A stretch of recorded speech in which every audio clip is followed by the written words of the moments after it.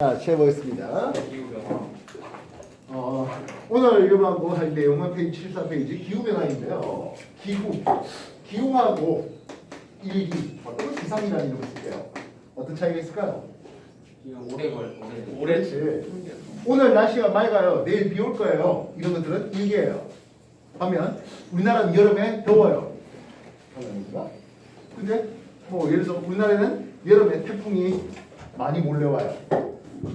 뭐 어느 해에는 태풍이 여름에 한 번도 안 오는 해가 없지 않아 있습니다. 그런데 30년 이상의 누적된 데이터를 통해서 보시면 대체로 태풍은 여름에 많이 오는 것을 볼 수가 있죠.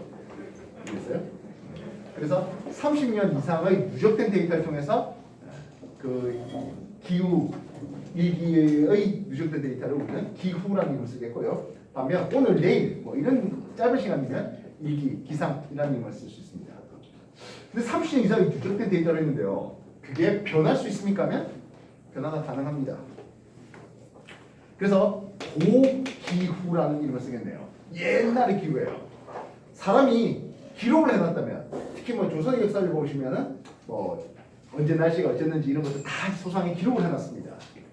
언제 비 왔고 눈이 얼마나 쌓였고 이런 것들에 대해서. 근데 그게 아니라 사람이 인류가 기록하지 못했던, 즉 여러 수만 년 전, 수억 년 전의 그런 고기후는 어떻게 연구해 볼 수 있겠습니까? 하는가요? 고기후의 연구 방법으로서 빙하에 대한 연구가 꽤 많이 이루어지고 있습니다. 빙하는 단순히 물이 오른 게 아니에요. 눈이 쌓인 거죠. 여러분 눈 보시면 눈 사이사이에 옛날에 그 공기가 맺혀 있습니다. 그 눈이 닫아졌기 때문에 빙하 속에 있는 빙하 속 공기라는 것은 과거의 공기들이죠. 이 과거의 공기에 온실가스가 얼마나 있었습니까? 화산가스가 얼마나 있었습니까? 이런 것들을 확인하는 거예요. 빙하 속 공기의 이산화탄소량이 평상시보다 좀 더 많았다 하는 기온 때는, 많았다 하는 곳에서는 좀 더 온실효과가 강해서 좀 더 많이 더웠던 시절이겠다. 이렇게 생각할 수 있죠. 반면 화산이 터졌을 때 자주 나올 수 있는 이산화황이나 황화수소, 이런 화산가스의 함량이 많았다면 대규모 화산이 터졌겠고 하늘을 화산재가 뒤덮다면 아마 기후가 낮았을 거야. 이런 식으로 예측도 가능할 수 있겠습니다. 알겠습니까? 빙하 속의 공기를 측정할 수 있지만 빙하 자체의 물을 분석하는, 빙하 자체의 물의 산소, 동위, 원소, 비에 대한 정보들도 확인해 볼 수가 있을 것이겠습니다. 물인데요. 원래 산소는 질량수가 기본적으로 얼마짜리죠? 16짜리죠. 근데 어떤 물은 18짜리 됐단 말입니다. 이랬어요? 산소의 동위원소, 그지? 그러면 따뜻했을 때하고 추웠을 때 어차피 두 개가 서로 반대되는 경향을 보이겠죠. 그래서 우리는 하나의 경향만 기억하시면 나머지는 그와 반대하면 되겠네요. 추웠다고요. 빙하기라고 생각해 봅시다. 빙하기가 되면 물의 증발이 둘 다 잘 안 돼요.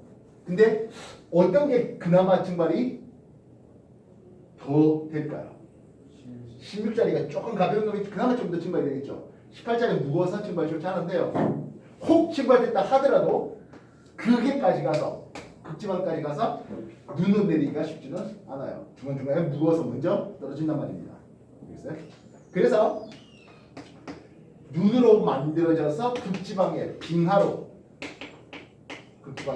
빙하로 쌓일 수 있는 것들은 상대적으로 산소 16자리가 그나마 잘 쌓입니다. 이해됐어요? 그렇다면 빙하기가 됐을 때 빙하 속에 있는 산소의 동위원소비, 산소 16에 대한 산소 18의 동위원소비는 평상시보다 추워지면 더 증가되겠습니까? 감소되겠습니까? 예, 감소되겠죠. 빙하기 때에는 빙하 속 산소의 동위원소 비율은 낮아지는 것을 볼 수 있겠습니다. 알겠어? 그렇다면 반대로 물에는 산소 18이 좀 더 농축되겠죠. 알겠어요?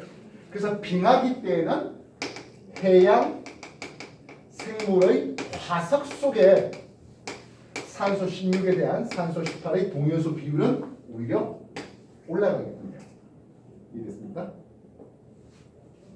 그럼 빙하기가 아니고 간빙기 따뜻할 때 그럼 이와 또 반대하면 되는 거잖아. 굳이 여러 종류를 다 외울 이유는 없지 않겠냐. 그래서 빙하가 되었을 때 극지방의 산소 동위원소 B는 내려가는 요거 하나만 기억해 주시면 나머지는 또 그와 반대. 날씨가 바뀌면 또 그와 또 반대 해버리면 되겠습니다. 이해했어요? 이런 고기후 연구 방법에 빙하 속에 있는 공기를 탐색하는 방법과 빙하 자체의 물에 있는 산소의 동위원소 B를 확인해 보는 방법. 그 외에 뭐 나무의 나이테라든지 꽃가루 화분 이런 것들에 대한 분석 등등이 소개되고 있는 게 페이지 74쪽입니다. 정리 한 번 더 해주십시오.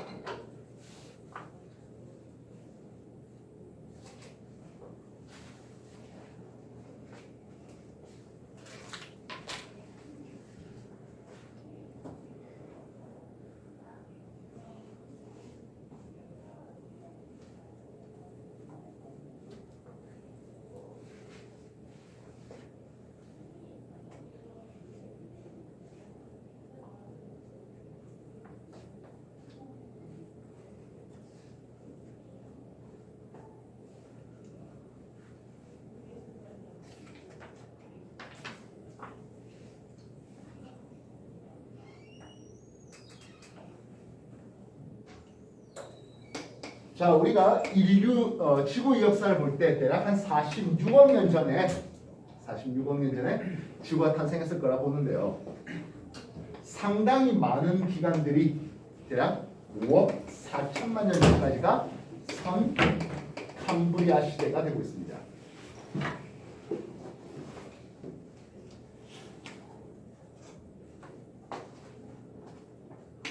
2억 5천만 년 전 정도까지를 고생대, 6,500만 년 전까지를 중생대 이후에 신생대로 보여주는 거죠. 고생대의 첫 파트가 캄브리아기예요. 우리가 중생대를 보면은 트라이아스기, 주라기, 백악기 이렇게 나누고 있는데 그 기예요. 캄브리아 기보다 앞에 있다 해서 먼저 선자됩니다. 캄브리아 시대 이렇게 보고 있습니다. 지구 역사 46억 년 중에 거의 40억 년 가까운 시간이에요. 대부분 시간이 캄브리아 시대입니다. 여기는 생명의 흔적이라든지 이런 것들이 별로 없고요. 그리고 있다 하더라도 단순 본액 생물 정도 수준이고요. 큰 규모의 생물이 만들어지지는 않았던 상황입니다. 캄브리아 시대는 그래서 기후 연구가 그렇게 녹록하지는 않은데요. 그래도 대체로 생각할 때 대체로 온난하고 중간중간에 빙하기가 있었지 않냐, 이렇게 판단되고 있는 게 캄브리아 시대의 얘기입니다. 반면 고생대는 역시 대체로 온난했으나 말기에 아주 대규모의 빙하기가 있었다고 보는 게 고생대입니다. 고생대 말기의 빙하기, 여러분들 생명의 다양성 이런 쪽 볼 때 고생대 말에 가장 큰 대멸종을 겪게 되는데요. 고생대 말에 그때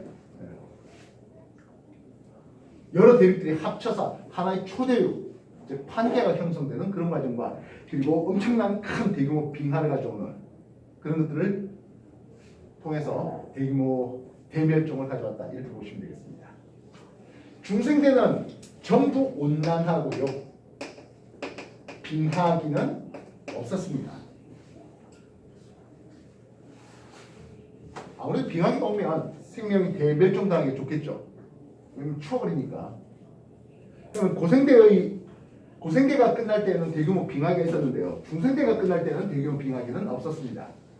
여러분 잘 알다시피 큰 소행성이 떨어지는 그런 과정을 통해서 중생대의 끝장, 즉 공룡시대의 폐막을 알리게 된 거죠. 신생대가 어땠습니까? 한데 초반에는 따뜻했으나 후반으로 올수록 빙하기하고 간빙기가 서로 반복되고 있는 과정을 보겠습니다. 그런 내용 페이지 75쪽을 보시면 되겠네요. 알겠습니까? 고생대의 대표적인 표준화성이 있을 것 같네요. 고생대의 대표적인 표준화성 뭐 배웠습니까? 그렇지. 삼엽충. 또 아모나이트는 중생질 겁니다. 고사리는 시상화석이라는 쓰죠. 지금도 고사리는 쓰니까요. 고생대의 대표적인 표준화성으로 삼엽충, 뭐 완종류, 필성류 이런 놈들입니다. 여러분들 조개 중에 맛조개라는 놈을 알고 있나요? 긴 거. 예, 두 개가 이렇게 길쭉하게 돼가지고 갯벌에서 소금 이렇게 툭 집어넣으면 쑥 올라오는 그렇게 해서 하는데 그 조개 아니에요. 그게 이제 완종류의 후손이 되겠습니다. 이름은 맛조개인데 조개는 아니라는 거죠. 중생대의 대표적인 표준화서 공룡이 있을 것이겠습니다. 또 암모나이트 같은 것들이 대표적인 고생대의 표준화석이죠. 신생대의 표준화석 뭐 있습니까? 메머드 그리고 화폐석 이런 것들도 있겠죠.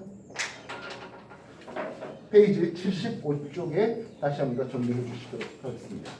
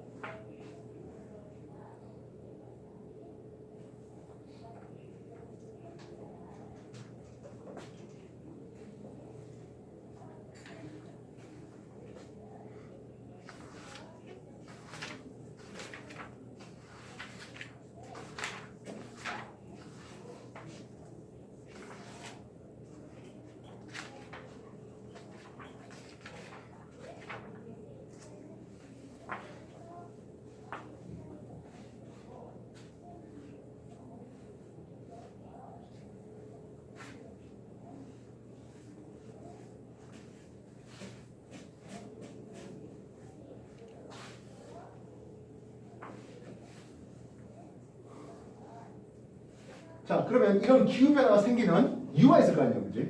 이유, 원인을 천문학적인 요인,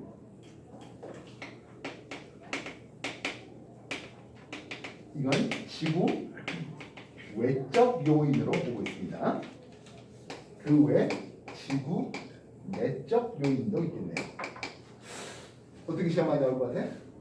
지구 외적. 외적이 훨씬 많이 나오죠. 천문학적 요인으로는 크게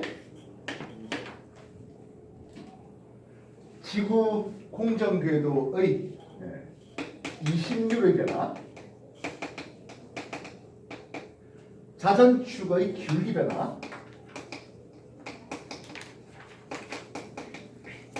그리고 자전축의 방향의 변화,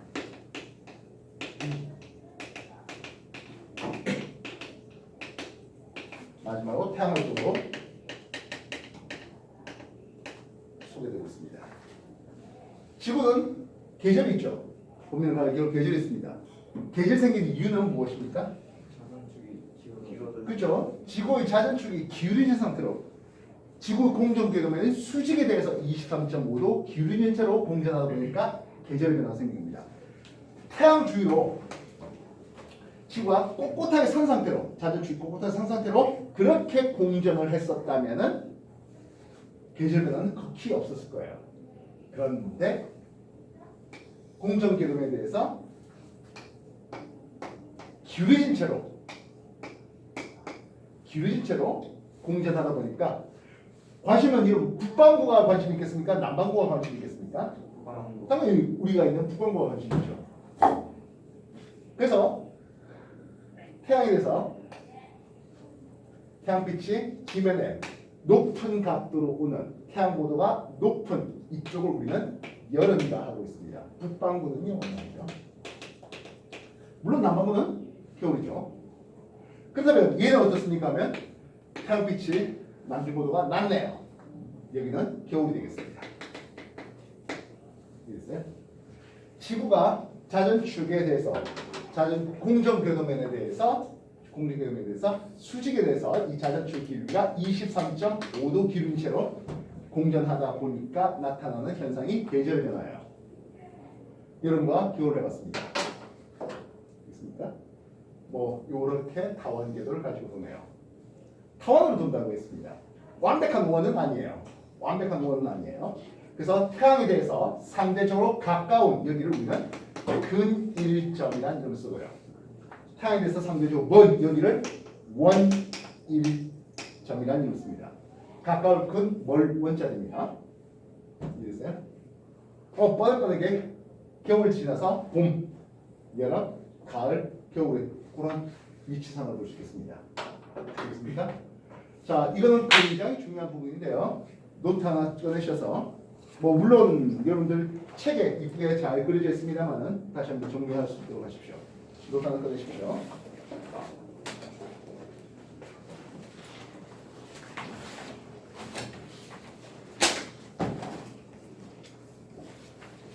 말하지만 지구 기후 변화 이거는요. 수능을 따지면 수능에서 무조건 한 문제 빡구멍 나옵니다.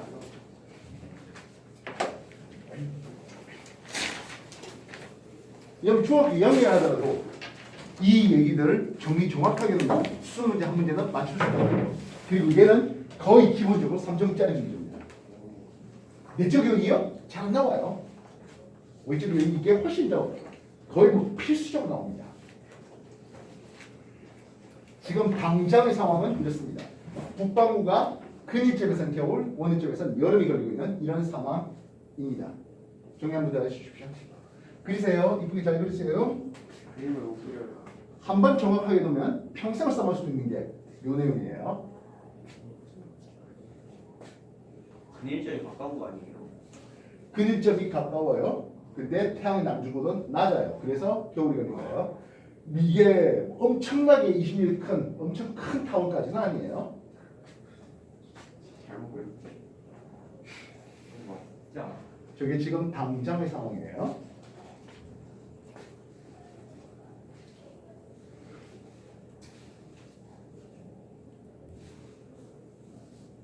너무 잠이 오면 일어서서 수업하세요. 이거 매우 중요해요.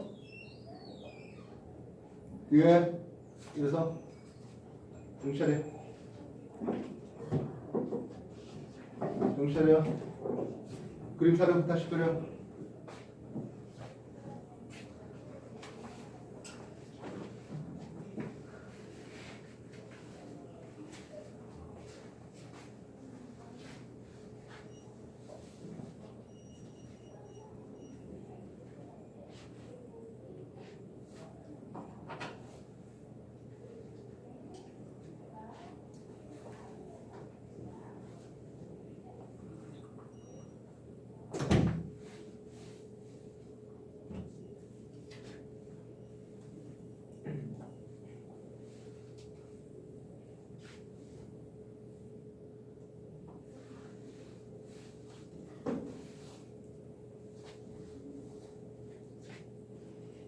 다 들어봤습니까?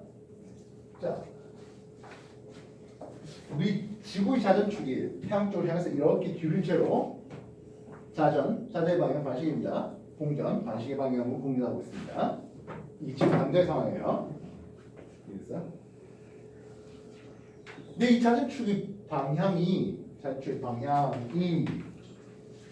계속 이렇게 있습니까? 하면 그렇지가 않아요. 마치 팽이를 하면 팽이가 이렇게 돌잖아요. 팽이. 그렇게 팽이 돌듯이 자전축 방향이 돕니다. 그래서 이것을 우리는 세차 운동이라고 하는데요. 이 세차 운동의 주기는 2.6만 년, 26,000년 됩니다. 여러분들 이 자전축의 방향을 따라서 쭉 연결해서 보이는 별 하나가 있을 거예요. 뭐지? 그렇죠. 북극성이죠. 그래서 이 북극성은 자주축 연장선 사이에 있는 어떤 특정한 별 하나를 지정하게 되는데요. 북극성은 모든 하늘에 있는 별들 중에 제일 밝다. OX. X. X예요. 북쪽 한선점 제일 밝은 별이다. X. 이것도 아니에요. X예요. 그럼 오랜 시간 노출 쉬었을 때 우리가 북쪽 하늘에 일주 운동이 그려지는데 그 일주 운동의 중심되는 별 하나를 우리는 그냥 북극성에 하고 있습니다. 그렇다면 26,000년의 주기가 되고 있는데요. 13,000년 세차 운동의 절반의 주기에 해당하는 13,000년 후 또는 13,000년 전에는 지금 우리가 보고 있는 북극성을 그대로 북극성이라 할 수 있을까요? 그렇지 못하겠죠. 이렇게 들으니까 이쪽 방향이 북극성이 보이는 거예요. 이해됐어? 그래서 지금에 와서 우리가 북극성을 부르는 것은 과연 1000년 뒤에도 2000년 뒤에도 북극성을 부르겠다? 아니란 거예요. 이해나?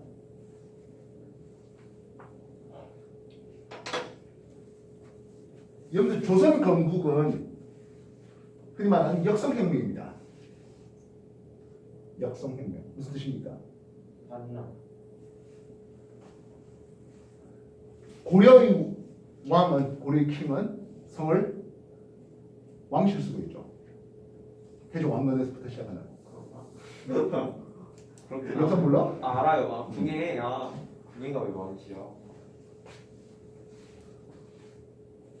왕이야. 그래서 역성 성을 역 거스르는 바꾸는 즉 왕씨에서 궁예가 왕이야. 아니에요. 아, 왕씨에서 뭘로 바꾼다? 뭐로? 왕시. 이씨로 바꾼 거죠. 아, 이씨가 그럼 왕시예요. 이씨가 왕시야. 조선의 왕은 이씨죠. 네. 태조 이성계부터 시작해서 그럼 이선재가 왕선제예요. 개소리야. 그냥 형을 바꿨다고. 아, 왜? 자, 근데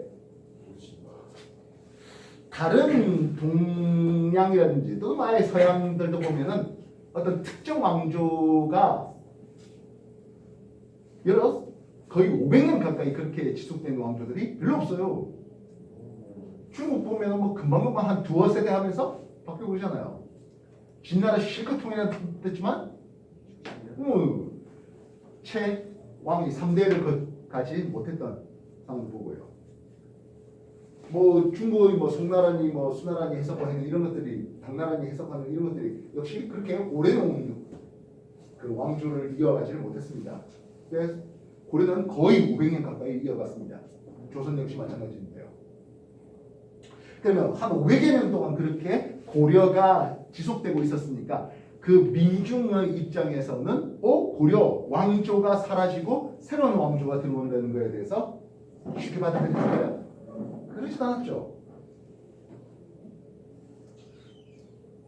그러니까 조선 건국에 대해서 반대하는 입장들도 굉장히 많습니다. 물론 찬성 입장들도 있었지만은 말입니다. 그 다음에 반대하는 입장들, 에이씨 너들 다 죽어. 역적들이야. 이렇게 할 수 있을까요? 그렇게 하지 못하겠죠. 포용해야 될 거 아니겠습니까? 죽이지 않았나? 물론 정문처럼 이제 너 포용되지 못했어. 그래서 이제 뭐 죽음이 당했던 뭐 그런 것들도 없지 않아 있습니다만은 그래서 일반 대중은 사로잡아야 되겠습니다. 그럼 일반 대중들, 흔히 말하는 무지몽매한 대중들은 왕을 어떻게 생각했을까요? 멋있다. 하늘에 닿아 있는 사람이라고 생각했죠. 하늘에서 있는 사람이라고 생각했습니다. 그래서 하늘에서 일어나는 일들에 대해서 잘 알고 있는 사람이라고 생각했는데요. 여러분들 아직 일식을 한번 경험하지 못했을 텐데요. 낮에 이렇게 있다 갑자기 일식이 팍 걸려. 일식이 걸린다 생각해보세요.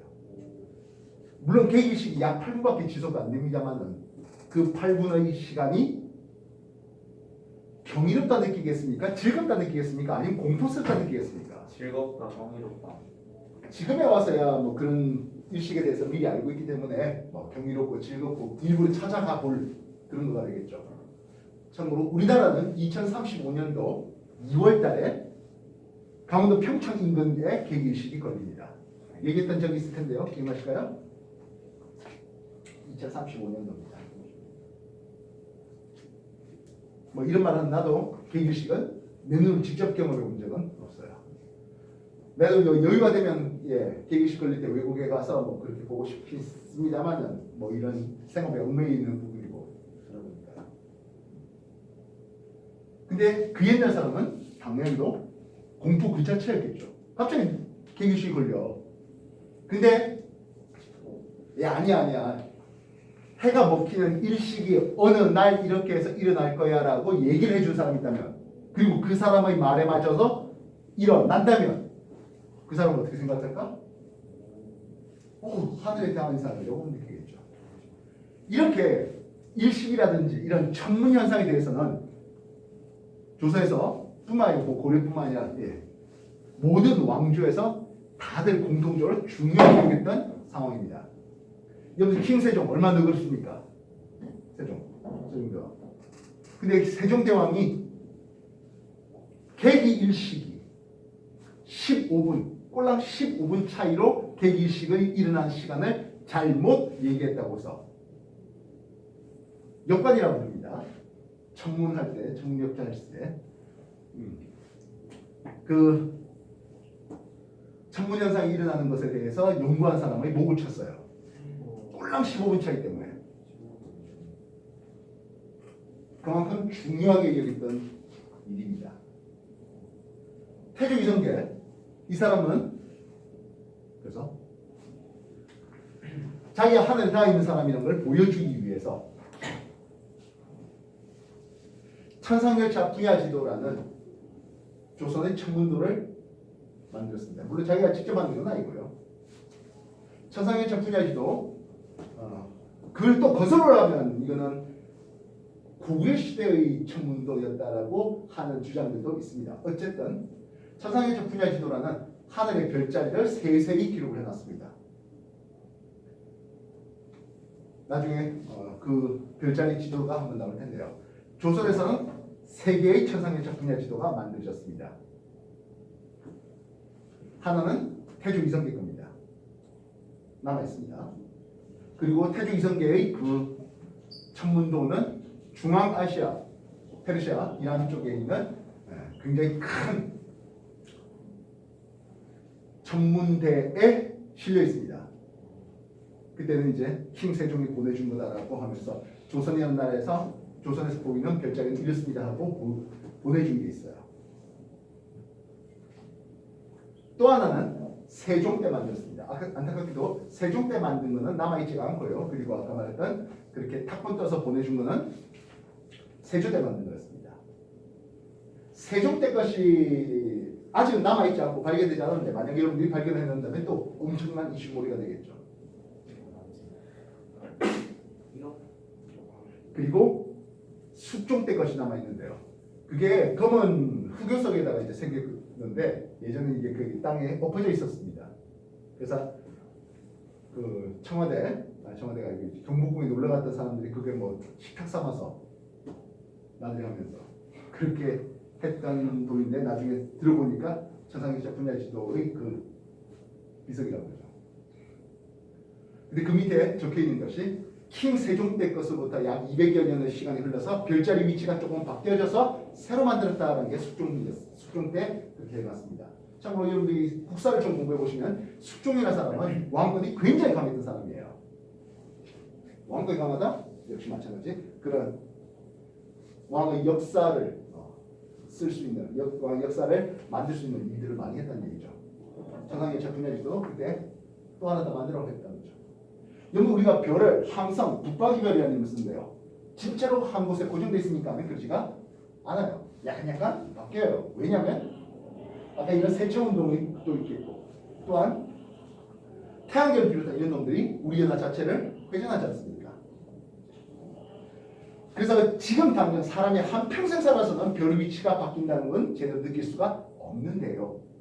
그러나 몇백 년의 시간을 거쳐서 그래서 200년 전의 천문도를 보고 지금의 별자리를 보니까 조금 바뀐 걸 느꼈다는 거죠. 그 옛날 사람들도.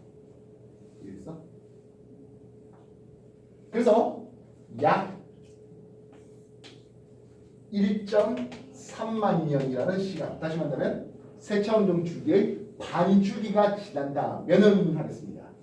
그럼 어떻게 되겠냐?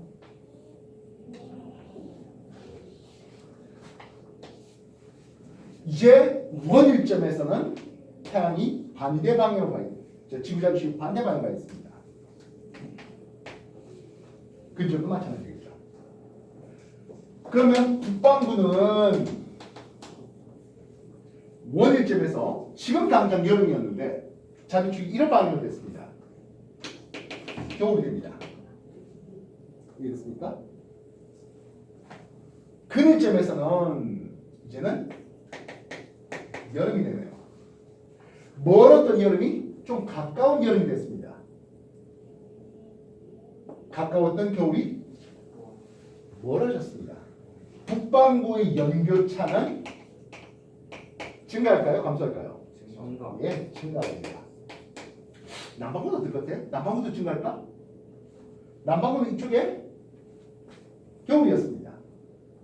그래서 이제 남반구는 여름이 되버렸네요. 남반구의 연교차는 감소합니다. 이해됐습니까? 북반구에서의 얘기가 훨씬 더 중요한 바. 세차운동 주기의 반주기가 지난다면 1.3만 년이라는 시간이 지난다면 또는 1.3만 년 전이었다면 지금보다는 연교차가 훨씬 더 증가될 수 있는, 즉 여름에 더 덥고 겨울이 더 추운 일이 벌어지겠다. 이게 기후변화의 방향이 되겠습니다. 지금까지 했던 거 정리해 주십시오.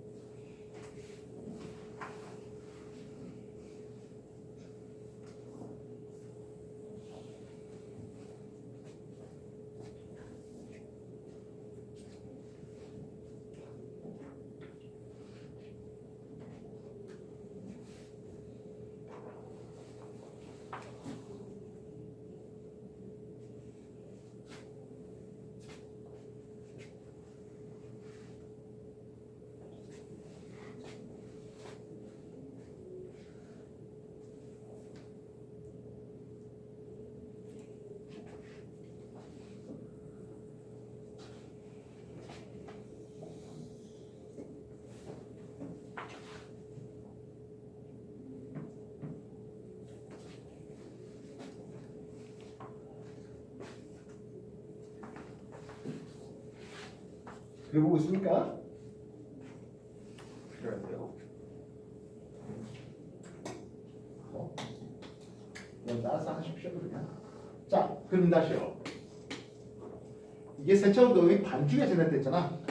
그게 아니라 4분의 1주기 6,500년 정도의 시간이 지난다고 생각해보자고요. 세차운동은 우리가 지구의 자전이 반시계 방향을 자전하고 공전 역시 반시계 방향으로 공전합니다. 여름 이쪽은 가을이고요. 겨울 이쪽은 봄이 되고 있네요. 이래서 세차운동은요 시계 방향입니다. 시계 방향 알겠죠? 있나? 그래서 지금 이렇게 돼 있던 놈이 그래서 원점에서 이렇게 돼 있던 놈이 이렇게 되겠네요. 6,500만 년 후에는 이랬어? 이렇게 말했어요? 그럼 여기 이렇게 돼 있던 놈이 봄이었습니다. 이렇게 되겠죠. 태양 쪽을 향하겠네요. 이렇게 말했어요? 자전축이 이쪽 돼 있던 놈이에요. 됐어? 태양의 위치를 생각해 볼 때 이쪽이 봄이야. 칠판 더 뚫고 들어가면 가을이고 이랬어요? 요렇게 공전되면 보자고요. 이게 알겠어요? 3천 원 주고 생각하세요. 봄 요렇게 있던 놈이에요. 세차운동 돌니까 이렇게 들어가요. 즉 여기가 여름이 되겠다. 여름 위치가 이쪽으로 여름 위치가 바뀌게 됩니다. 이해됐습니까? 머릿속으로 생각하는 게 아니라 몸으로 돌리세요. 세차 운동의 방향이 어느 쪽으로? 시계 방향으로 돌기 때문에 여기는 근일점에서는 이렇게 된 놈이 이렇게 가면 돼요. 그렇지? 마찬가지예요. 봄도 이렇게 된 놈이 이렇게 갔는데 자전축의 방향이 태양 쪽으로 향하고 있는 게 여름이라고요. 북반구 여름은 이쪽으로 가 있어요. 그래서 위치를 기역점, 미연점, 디귿점, 리얼점 했을 때 6,500만 년 후에는 지금 현재 봄의 위치에서 여름을 겪게 되겠다는 거죠. 이해했어?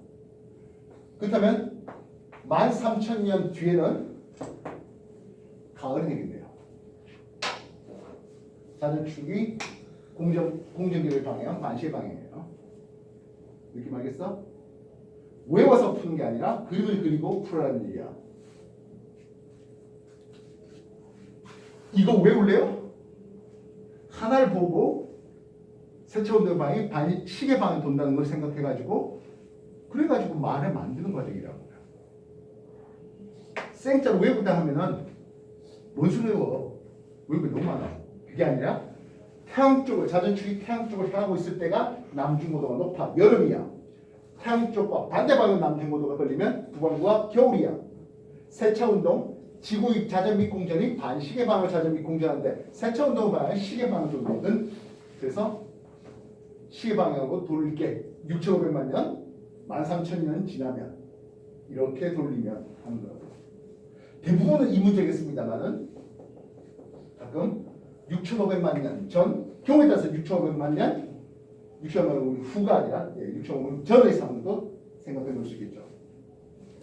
그리고 만드는 거예요. 이해했어? 다시 한 번 더 정리해 주십시오.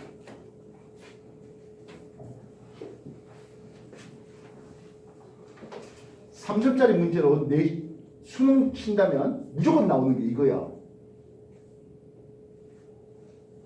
중2 애들도 얼마든지 풀 수 있는 게 이거라고. 선생님, 저 6,500만 년이에요. 6,500년. 6,500년. 6,500년이면 금방이죠. 금방이라고요?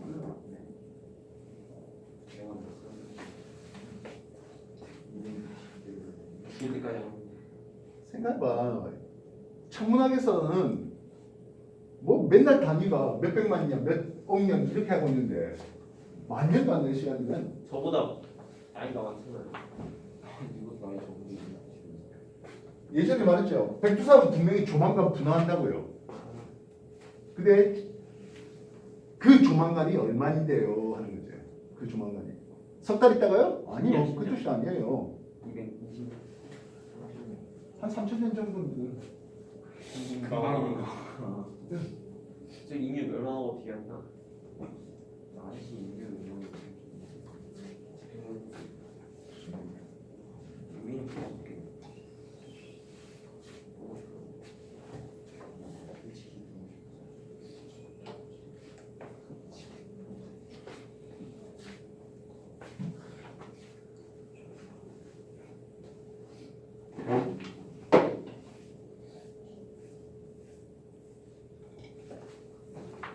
말들은 많다. 씨, 나중에 시험지 어떻게 개판 치려나 모르겠다면은.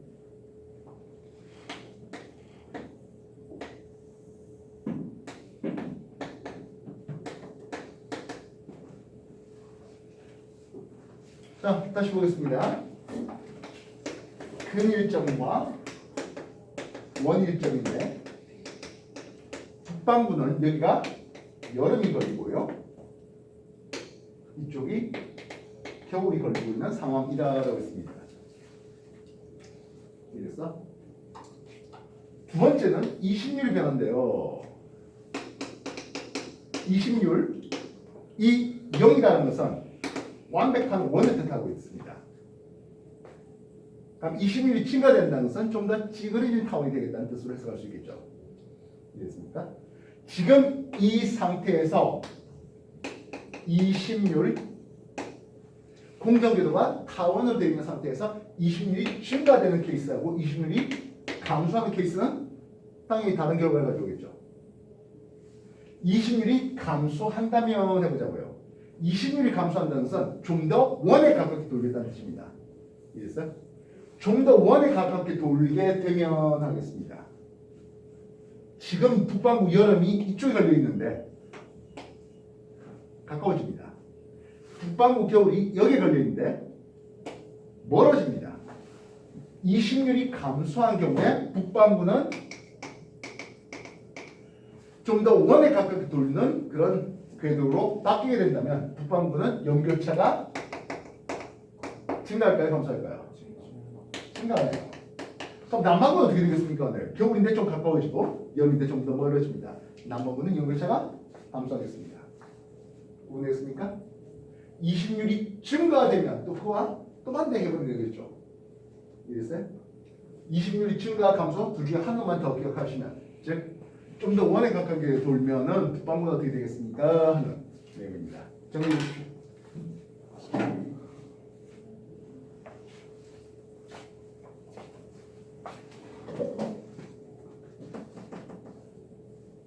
기후변화 요인, 외적 요인, 청각적 요인 요 놈들은 반드시 여기 공부해 놓으셔야 되는 거예요.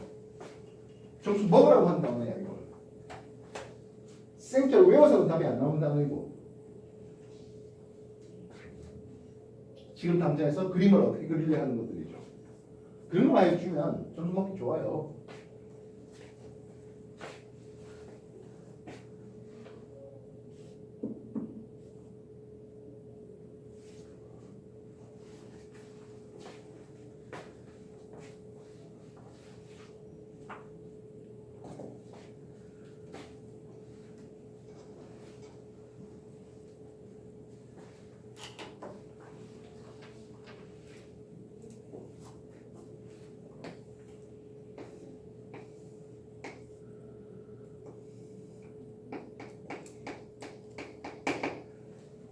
지금 우리가 자전축의 기울기가 23.5도 기울어졌다 했는데요. 이건 공정궤도면의 수직에 대해서 23.5도예요. 수직에 대해서 23.5도 기울어진 거야. 공정궤도면에 대해서 몇 도 기울어진 거야? 공정궤도면 자체에 대해서는 66.5도 기울어진 거예요. 그래서 지금 23.5도 기울어졌기 때문에 우리나라 북반구에서 하진날 남중고도와 동진날 남중고도의 차이는 했습니다. 하진날은 90 마이너스, 자 요거는 위돌라테 표시를 했습니다.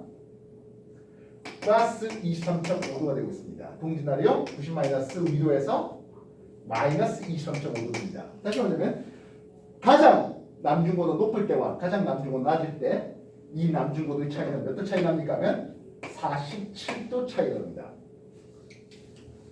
남중고도 높았을 때하고 남중고도 낮았을 때 이 각도 차이가 47도 납니다. 그만큼 지상에 떨어지는 에너지 차이가 어마무시하게 차이 난다는 뜻이죠. 알겠습니까?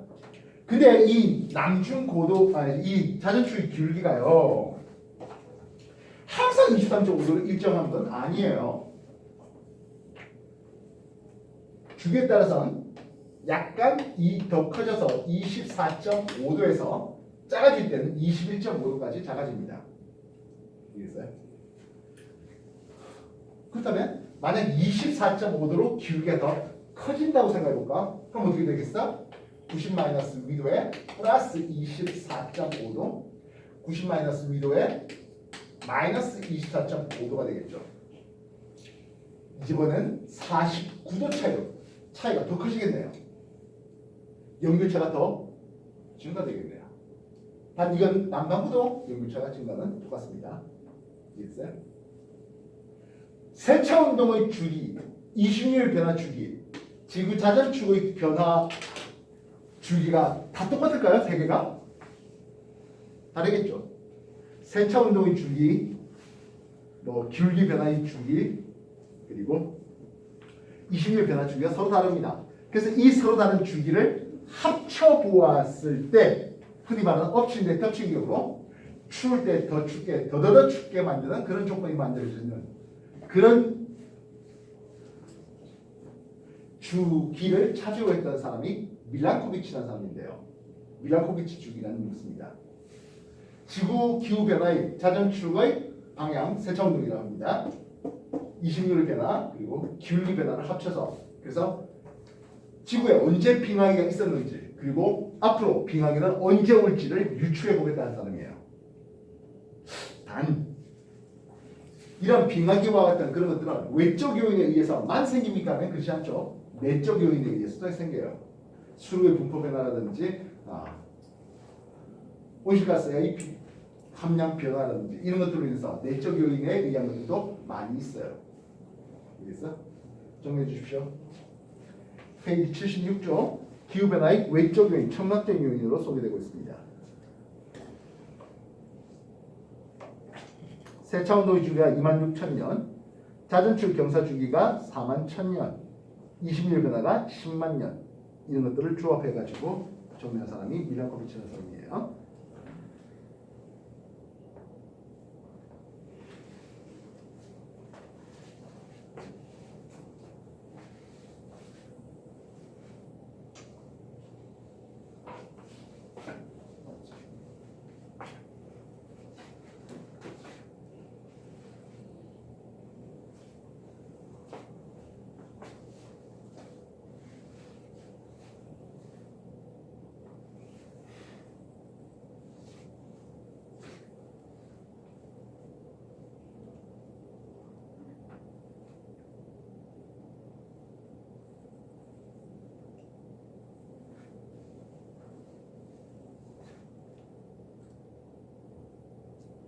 또 자냐? 일어서라. 자, 그 외에 태양 활동도 지구 기후 변화의 외적 요인에 들어갑니다. 우리가 아마 경신 대기근이라서 우리나라에 1600년대 태양 활동이 좀 줄어들면서 작물이 제대로 자라지 못해서 엄청나게 흉해든 해가 있습니다. 이건 우리나라뿐만 아니라, 즉 조선뿐만 아니라 서양에서도 마찬가지예요. 근데 엄청나게 결국엔 이제 작황이 좋지 못해서 많은 사람이 굶어